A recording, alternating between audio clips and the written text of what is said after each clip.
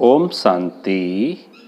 आज 26 अप्रैल 2021 की मुरली में बाबा ने कहा, मीठे बच्चे, देवता बनना है तो अमृत पियो और पिलाओ।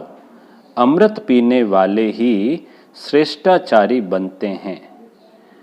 आज की मुरली का प्रश्न है, इस समय सतयुगी प्रजा किस आधार पर तैयार हो रही है? उत्तर, जो इस ज्ञान से प्रभावित होते हैं, बहुत अच्छा कहते हैं, लेकिन पढ़ाई नहीं पढ़ते, मेहनत नहीं कर सकते, वह प्रजा बन जाते हैं। प्रभावित होना माना प्रजा बनना। सूर्यवंशी राजा रानी बनने के लिए तो मेहनत चाहिए, पढ़ाई पर पूरा अटेंशन हो, याद करते और कराते रहें तो ऊंच पद मिल सकता है। गीत तूने रात गवाई सो के। अब सुनते हैं मुरली विस्तार से। ओम शांति। बच्चों ने गीत सुना कि हमारा जीवन हीरे जैसा था, अब कौड़ी जैसा हो पड़ा है। यह तो कॉमन बात है, छोटा बच्चा भी समझ सकता है। बाबा बहुत सहज रीति से समझाते हैं, जो कोई छोटा बच्चा भी समझ सके। सत्यनारायण की कथा सुनाते हैं तो छोटे छोटे बच्चे भी बैठ जाते हैं, परंतु वह सत्संगों आदि में जो सुनाते हैं वह सब है कथाएं। कथा कोई ज्ञान नहीं, बनी बनाई कहानियां हैं। गीता की कहानी, रामायण की कहानी, भिन्न भिन्न शास्त्र है जिनकी कहानियां बैठ सुनाते हैं। वह सब है कथाएं। कहानियों से कोई फायदा होता है क्या? यह है सत्यनारायण की अर्थात नर से नारायण बनने की सच्ची कहानी। यह सुनने से तुम नर से नारायण बन जाएंगे। यह अमर कथा भी हुई। तुम निमंत्रण देते हो कि आओ अमर कथा तुमको सुनाएं, तो तुम अमर लोक में चले जाएंगे, तो भी कोई नहीं समझते हैं। शास्त्रों की कहानी सुनते आते हैं, मिलता कुछ भी नहीं। जाएंगे लक्ष्मी नारायण के मंदिर में, चलो दर्शन करके आएं, महात्मा का दर्शन कर आएं। यह एक रस्म रिवाज चली आई है। ऋषि मुनि आदि जो होकर गए हैं, उनको माथा टेकते आए हैं। पूछो, रचता और रचना की कहानी का पता है? तो कहेंगे नहीं। अभी तुम बच्चे समझते हो कि यह रचता और रचना की कहानी तो बहुत सहज है। अल्फ और बे की कहानी है। अल्फ और बे की कहानी है। बल प्रदर्शनी में जो आते हैं वे कहानी तो ठीक सुन लेते हैं, परंतु पवित्र नहीं बनते।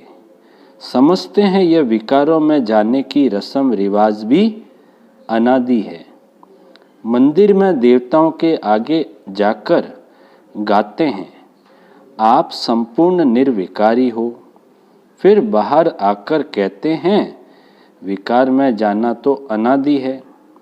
इस बिगड़ दुनिया कैसे चलेगी? लक्ष्मी नारायण आदि को भी तो बच्चे थे ना। ऐसे कह देते हैं तो ऐसों को क्या कहें? मनुष्य का लक़ब मर्तबा तो दे न सके। देवताएं भी मनुष्य थे, कितने सुखी थे लक्ष्मी नारायण के राज्य में। तुम बच्चों को बाबा बहुत सहज बात बताते हैं।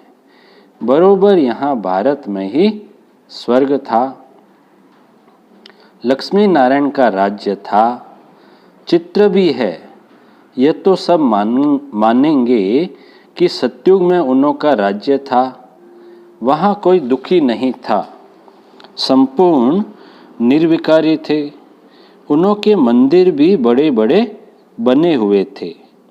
उन्हों को 5000 वर्ष हुए। अभी वह नहीं है। अभी तो कलयुग का अंत है। मनुष्य आपस में लड़ते झगड़ते रहते हैं। भगवान तो ऊपर ही रहते हैं निर्वाण धाम में। असल में हम आत्माएं भी वहाँ रहती है, यहाँ पाठ बजाने आती है। पहले हम लक्ष्मी नारायण के राज्य में थे, वहाँ बहुत सुख आनंद था। फिर हमको 84 जन्म लेने पड़े।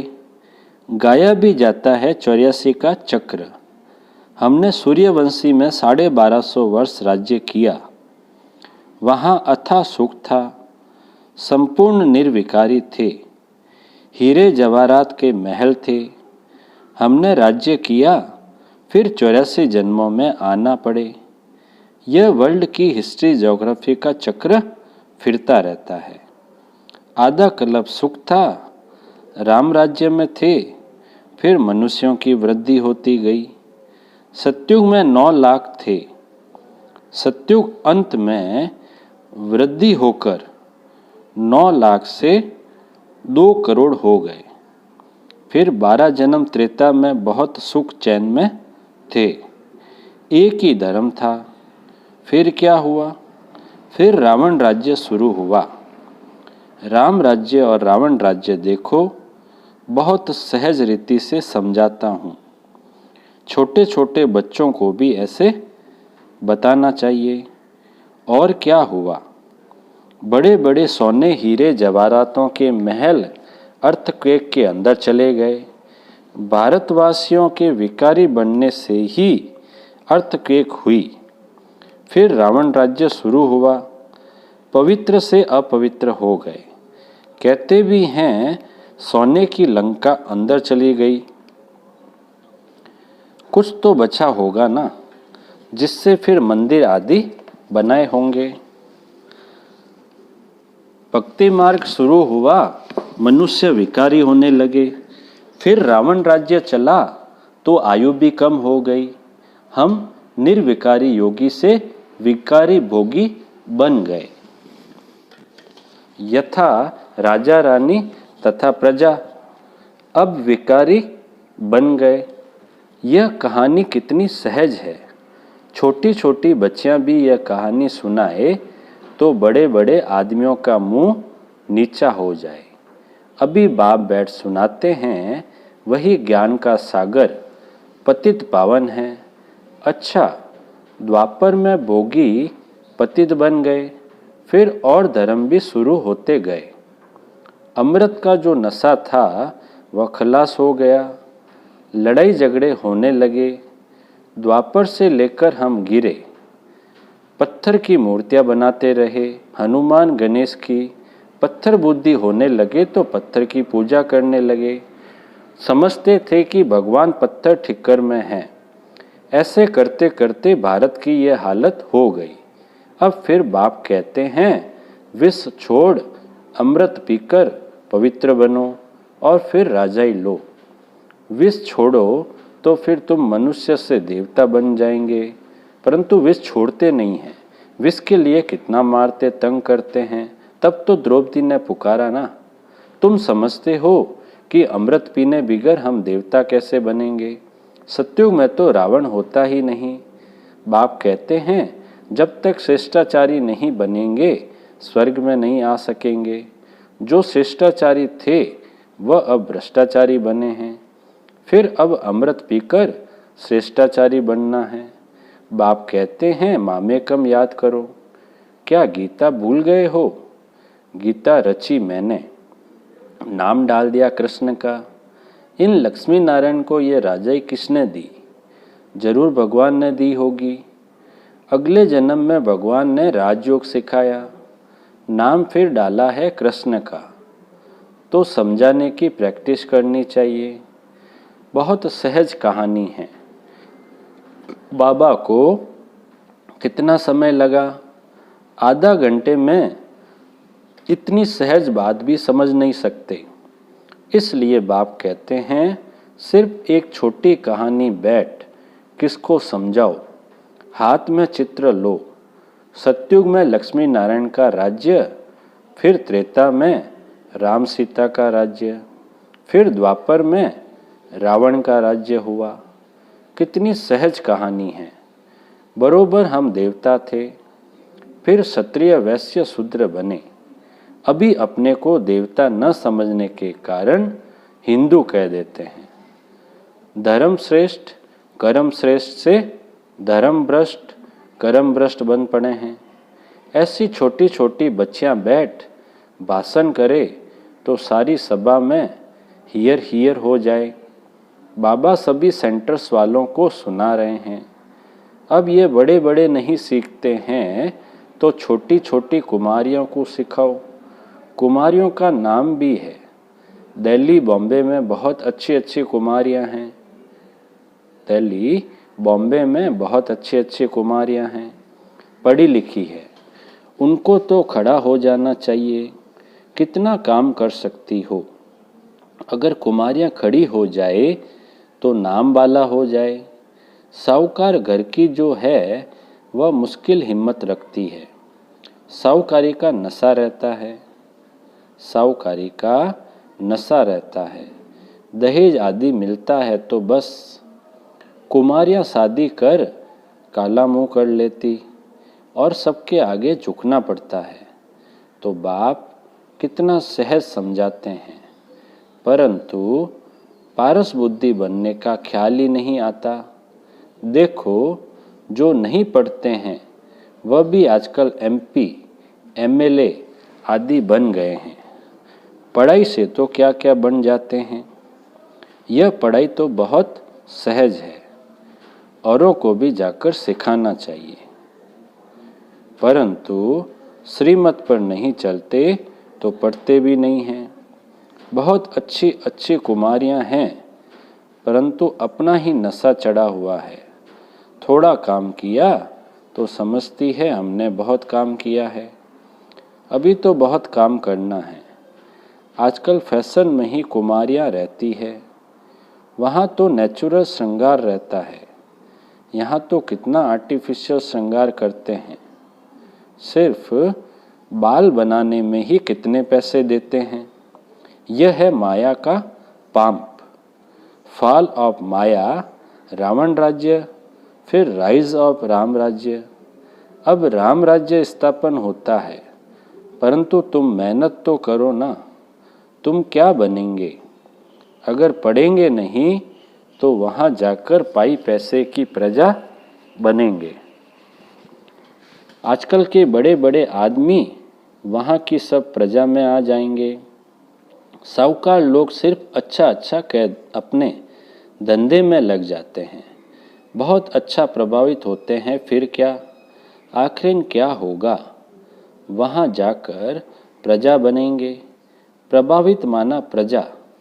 जो मेहनत करते हैं वह राम राज्य में आ जाएंगे। समझानी तो बहुत सहज है। इस कहानी के नशे में कोई रहे तो बेड़ा पार हो जाए।